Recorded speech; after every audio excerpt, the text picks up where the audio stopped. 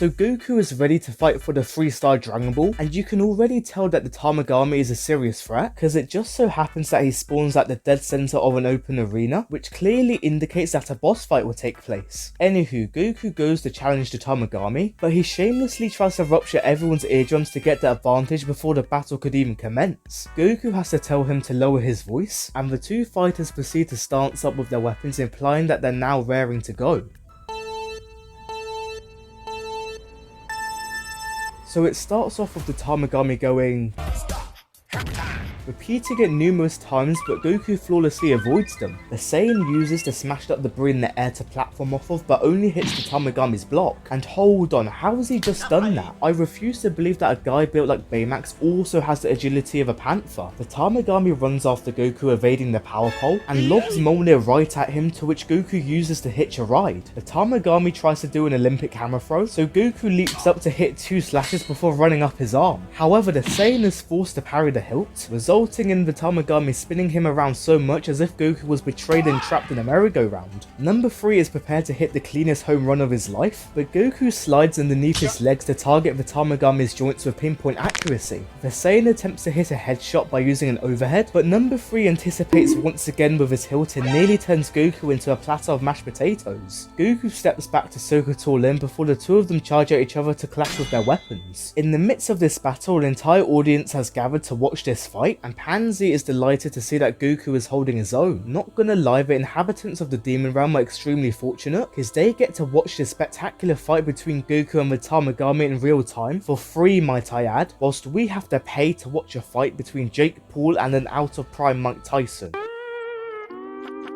But hey, at least the government have not put magic collars on us to track our location 24/7. Meanwhile, number 3 chucks a bunch of rocks at Goku, to which he deflects, and proceeds to nosedive at the Saiyan into a rock face. Goku avoids another concussion by running up the hammer, and this segment right here is my one singular gripe of this fight, cause how does Goku look at the Tamagami, turn back, look in the same direction again, and suddenly number 3 is a few feet behind him? Some people may think I'm nitpicking, but to be fair, breaking physics is a valid criticism for the animators. Anywho, Goku slots the power pole into the crevice to swing on as if he was playing Lego City Undercover, but number 3 tosses the hammer at the Saiyan and taps into the force to try and crush him into bits. However, the Tamagami is shocked to see that Goku is tilting his weapon away, whilst witnessing a significant change in the Saiyan's pupils. A glistening golden aura radiates across the battlefield, forcing number 3 to enter defense mode. Goku's now taking this fight seriously by showing off Super Saiyan, and proceeds to swiftly hop over Mjolnir before snapping the weapon in half. Number 3 doesn't react to his damaged property, but you already know that in his mind he's praying for a money back guarantee for that hammer delivered by Temu. To make it all fair, Goku chooses to solely rely on his hand-to-hand combat for the next round, and so the two of them stance up in the beautiful sunset before the Tamagami initiates round 2. Goku parries the first punch before sending number 3 straight into the concrete, so number 3 retaliates with a ki blast volley, but Goku dodges it to target the joints once more. The Saiyan has his energy ball spotted and begins to fly around his opponent like a literal fly to cause a real nuisance for the Tamagami. Number 3 then opens fire with his Mega Man arm, to which Goku evades by wall running, and oh lord, when he finally realizes that he also was infected with the aim of a stormtrooper, the Tamagami just starts raging like a wiggler. He then uses all that built up rage to perform an AoE attack on the Saiyan, but Goku's already out of the blast radius to charge up a Kamehameha. Number 3 sees this and loads up a rip-off final flash to dish at the Saiyan, signaling for Goku to shoot his ki wave too, which causes the entire area to look like the cover of The Force Awakens. To be honest, I was anticipating a beam clash with Saiyan Saga levels of hype, but instead Goku completely eviscerates the Tamagami's energy ball whilst dousing the arena in blue. The Super Saiyan knows that number 3 is holding on for dear life, so he dials it right to 11, exerting even more energy than before, which leaves the Tamagami quaking in fear. In a matter of life or death, number 3 expends all of his stamina to send the ki wave into the sky before it could explode. However, the Tamagami left himself wide open by yawning, allowing for Goku to deal the finishing blow by giving him the Raccoon treatment. The Saiyan is still prepared to fight as a Super Saiyan 2 now, but Tamagami number 3 tumbles to the ground, signifying that he now admits defeat.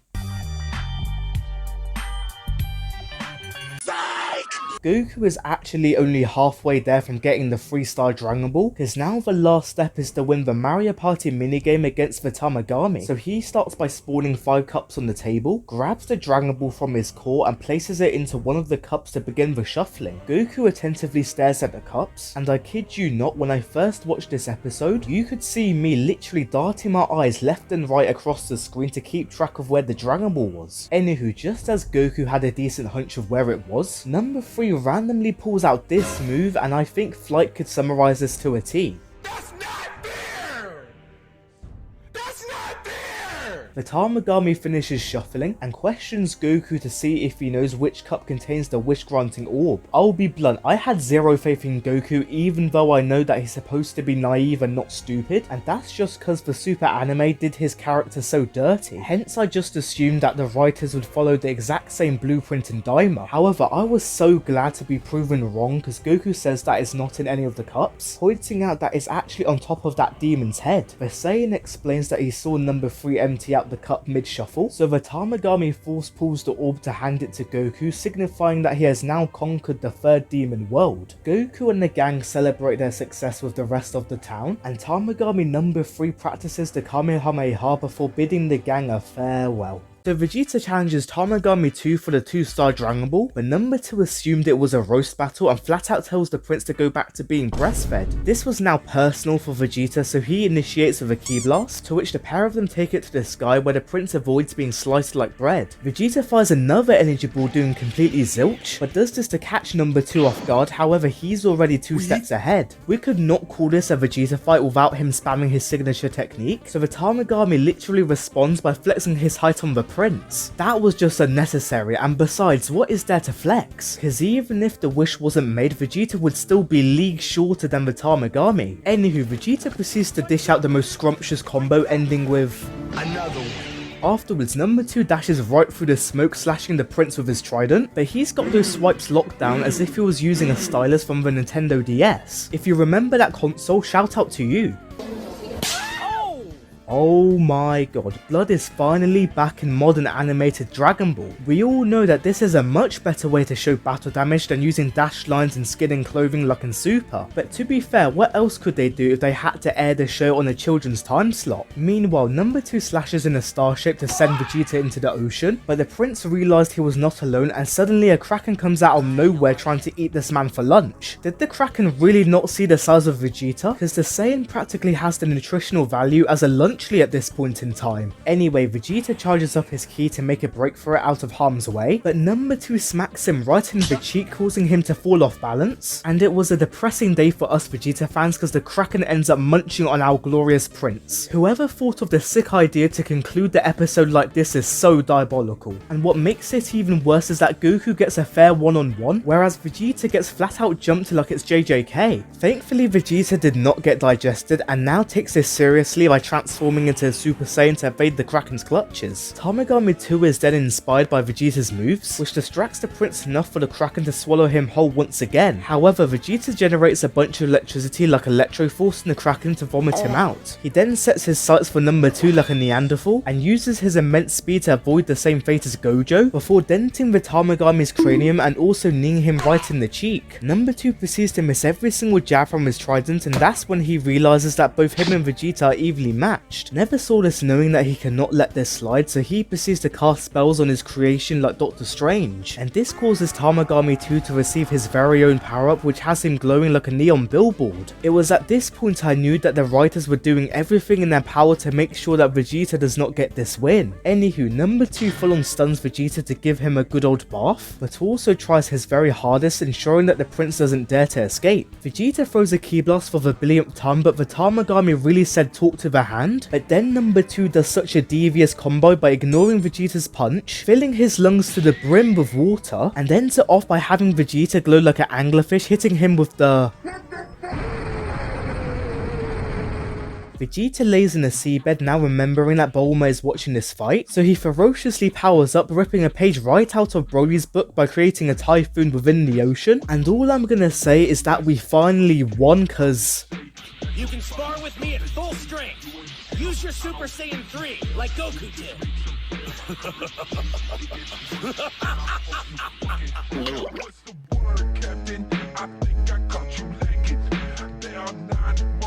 If you told a Dragon Ball fan 10 years ago that Vegeta would be the one using Super Saiyan 3, they'd send you right into the insane asylum. Also, I love that you could distinguish Vegeta's Super Saiyan 3 from its previous users, because he's actually got the original design making him look like Supersonic. Anywho, Vegeta's new form has number 2 trembling in fear, so he tries to muster up the courage to attack, but Vegeta has already saved him the trip. The prince proceeds to send the Tamagami scuba diving before joining him as well, and notice how he's still got his arms crossed, solidifying that he makes up a majority of Vegito. He then pulls a Yardra at Goku by blocking the trident with a singular finger, continuing to do so for every one of the Tamagami's jabs. However, Vegeta goes above and beyond by snapping the trident in half, which has number 2 regretting that he did not enchant it with unbreaking. A second later, the prince unleashes a kick which parts the sea exactly like Moses, and attempts to break the Tamagami's block solely with his feet before using number 2 as a literal pinball. Vegeta then fires a Super Saiyan 3 powered Gallic gun, causing the Tamagami to grip it like his life depended on it. But that was actually a red herring, because Vegeta charges in with the most devastating punch. So devastating in fact that a part of number 2's aura literally shattered into pieces. The battle meets its conclusion by the Tamagami soaring in the sky, but Vegeta is able to catch him on the shoulder, and this marks the day that him of all people has given Super Saiyan 3 its first canon win.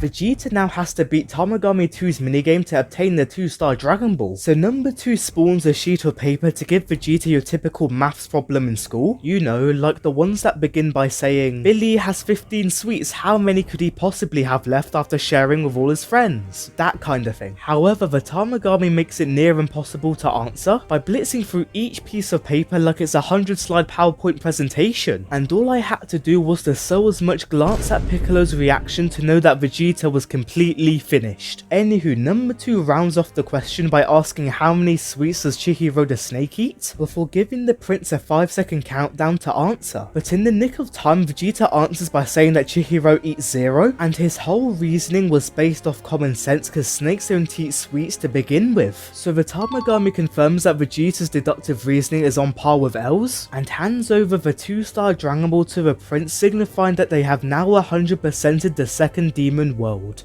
So Goma leaps onto the scene, showcasing his newfound strength thanks to the third eye, but I'm more focused on the fact that he's built like Jiren. The Demon King makes a new map, which is still more than I can say for Sparking Zero's DLC, so Vegeta attempts to get first blood. However, Goma parries his fist with an index finger and gives him a tour around the palace with his biceps. Afterwards, the prince charges straight at him now as a Super Saiyan, but it didn't make a difference with Goma hitting the cleanest throw of all demonkind. Realizing how broken the enemy is, Goku instructs everyone to jump him at the same time, including the 2 Margins and Tamagami 1. Do ties Goma's hands up to keep him still for each fighter to land their first blow, but the Demon King keeps his perfect by hitting left up down on his controller. That's when number 1 catches him off guard with a beam. However, Goma learns deflect last second to have the Tamagami skydiving. We then have the Demon King boxing with literal flies before swiping them away in Tinder fashion, catches that Timu Excalibur without a sweat and tells Glorio and Shin to chat to the hand. This poor excuse of a jumping forces Du to wrap around Goma like Martian Man so each fighter can connect hits, but once again their attacks are reduced to a measly tickle. Everyone charges up the key waves in the carousel whilst Goma floats there with his arms crossed. But who is he even looking at? Don't tell me he's posing for the TikTok.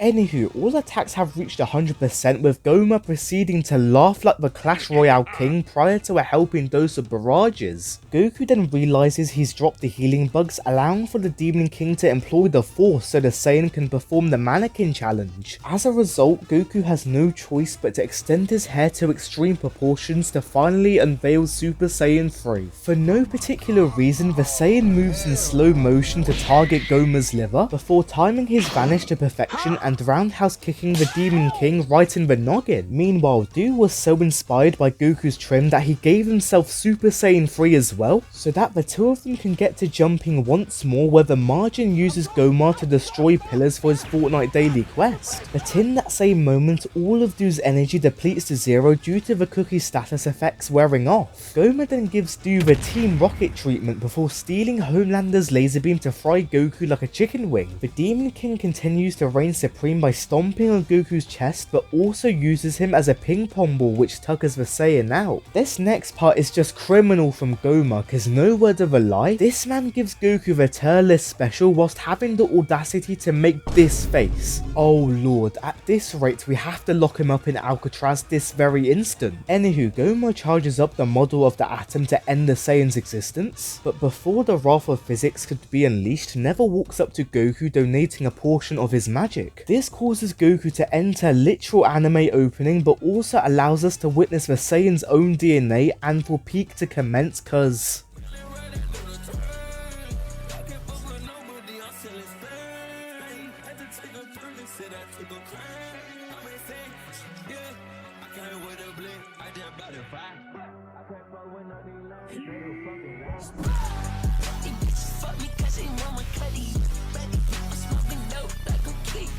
Not gonna lie, I prefer the original Super Saiyan 4 design, but it's still cool nonetheless with the red fur and the larger hands. But now that I mention it, I kinda wish this was Super Saiyan God's design instead, cause it would have combined Divine Ki with the primal nature of the Saiyans. Anyway, Goku charges in and stops Goma's fist while staring at the camera, but also embarrasses him by hurtling the demon across the map. One thing I noticed during this fight was the constant use of the Kaioken sound effects, which made this humbling all the more satisfying. Goma goes for a free kick which Goku swings over with his tail to land a couple headshots. The Demon King then taps further into the force to end the Saiyan for good, but Goku proves Frieza's point by running up the rubble like a monkey and hits a cheeky backflip for style points prior to his ki blast exploding onto Goma's block. Upon seeing the Demon King still on his feet, everyone else tags in to assist Goku, but how do I put this lightly? Let's just say the Saiyan is the strange supreme equivalent of the group who's carrying the team on his fragile back. Goku slams Goma with the tastiest free hit combo before launching another energy ball, which has the demon soaring across the entire continent. Goma flies over demanding for a restart, but is met by a Goku who's revving up the sweetest Kamehameha known to man. Goma responds in kind with a blow so devilish that it knocks the pupils right out of the Saiyan's eye sockets. And I think most people watching this would assume the Demon King has sadly won. However, in one of the coldest moments, Goku somehow continues to charge up his signature move and does a whole 180 to fire it point blank at Goma's face. The Demon King shields himself at the last second, so the Saiyan adds a bit of heat to the blast to finally put down his most formidable opponent yet. Goku strolls towards the crater thinking he got the victory royale, but the third eye does the heavy lifting once again in this battle, cause out of the blue Goma grows into the size of Godzilla as if he's munched on a mega mushroom. The Demon King proceeds to hit the Hyungmin Son, which disables Super Saiyan 4 and all other forms, reverting Goku to base. But before Glorio could aid his friend, he gets a ring from his cell phone from none other than Aaron, who orders the demon to bring her the Dragon Balls. Glorio does exactly that by taking them from Hybis and arrives at Aransu's location, where the doctor demands him to wish for her to become the Supreme Demon Queen, since Glorio is the only one who knows Namekian. Eventually, the demon summons the dragon of this realm, whose design is revealed to be a mix of Porunga and Ultimate Shenron, which still looks amazing in my opinion, even if it's just a palette swap. Goma tries to tussle with the Samsulek of dragons but gets flicked away to Kingdom Come, and Aransu's now pressuring Glorio to make her wish a reality. The demon hesitates, reminiscing his journey with Goku and his friends. However, he makes the wish anyway in the Namekian language, which ends up being granted by the demon realm's Porunga. GT also turned Goku into a kid, but I can't lie, Baby gave him a worse violation than Goma. So if you're interested, please click here.